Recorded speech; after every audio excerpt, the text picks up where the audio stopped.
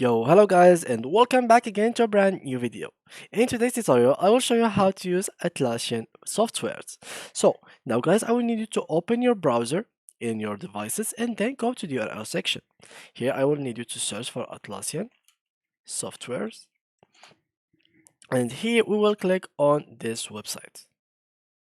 Now, let's wait and then go to my account and log in. So as you can see here, I don't have an account already, so I will sign up for an account. And here I will click to continue with Google account. You can just sign up with email or anything else. So after that, let's wait until this page loads. And here we go. We actually opens it. So it doesn't even take a minute from you. So here it goes. Now here is the, if you have any let me just translate this page real quick. So how can I actually translate it? This is a big problem. So I will click here and hopefully it will be translated.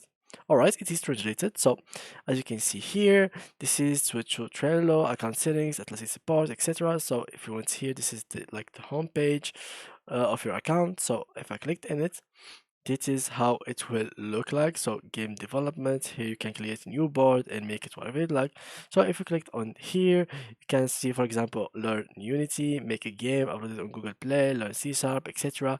You can you can here organize all of your tasks together with your team or alone. And when you are done with something, you can just remove it or move it or color it. If you want to add something, you can just click here to add a card. And for example, get reviews, add card, for example, just like so, you will be done with everything. For example, if you're done with that, you can just move it here to done. If you learn C sharp, you can move it here. You made the game, make here, upload, like so, and just like so, you are good to go with Trello.